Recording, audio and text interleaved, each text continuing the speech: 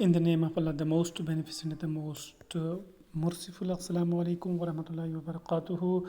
Dear students and dear viewers, dear students of class 11th, as you know, we are discussing the topic emotions, and in previous lecture, we have discussed various types of emotions. Emotions are of various types, and among these types, we have discussed the meaning of anger, and today we shall learn something about the causes of anger. ये anger जो emotion है ये किस तरह generate होता है, arise होता है।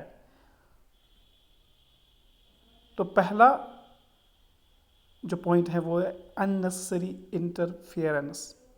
जब बड़ों की तरफ से अननेसेसरी इंटरफियरेंस आती है, क्योंकि बच्चा फ्रीडम माहौल में कुछ करना चाहता है, वो अपने आप कुछ चीज़ें सीखना चाहता है, लेकिन अननेसेसरी वी आर इंटरप्टिंग, उसको हम स्टॉप करते हैं, उसको हम रोकते हैं, तो ये चीज़ें उसके अंदर ये एक काज बनता है एंगर का। Next one is unnecessary favouritism. कभी कभार हम ऐसा करते हैं, हमारे पास 2 बच्चे हों या क्लास में हमारे पास ज़्यादा बच्चे हैं, तो हम किसी की तरह अपना फेवरिटिज्म दिखाते हैं, हम किसी को फेवर करते हैं, ये जानते कि अच्छा क्या है बुरा क्या है, इसके बावजूद भी हम किसी को फेवर करते हैं। तो फेवरिटिज्म की वजह से जो अपोजिट्स होते हैं, जिनको हम फेवर नहीं करते हैं, उनके अंदर एंगर अराइज होता है। Third one is prohibition in the child's activity. जब भी हम जो चाइल्ड का नेचर होता है, ही वांट्स टू और she wants to explore everything, लेकिन हम कभी कभार हम उनको प्रोहिबिट करते हैं, इसके साथ हाथ मत लगाओ, उसके साथ हाथ मत लगाओ। तो जब हम उनको रोकते हैं, मना करते हैं ऐसी चीज़ों से, तो simultaneously anger arises. Next is constant illness. Constant illness is another cause of anger. जब हम बार बार बीमार रहते हैं या कोई बार बार बीमार रहता है, तो उसके अंदर वो परेशान होता रहता है,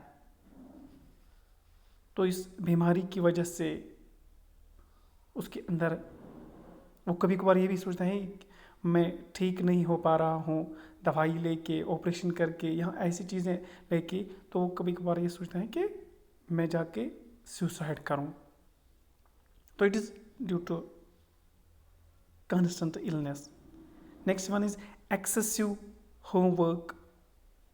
Excessive homework, जब इंसान के बस से बाहर जब कोई काम जाता है, तो इससे एंगर अराइज होता है।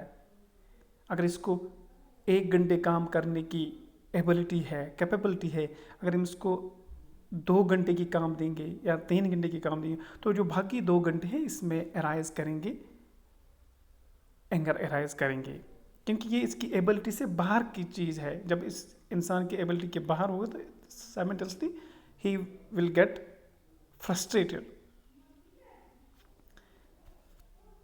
7th is hunger. जब हमारे पास भूख है, जब हमें कुछ फील मिलेगा ही नहीं, तो इससे भी हमें क्या एंगर अराइज होता है। हमें कुछ खाने को ही नहीं मिलता है, तो इससे एंगर अराइज होता है।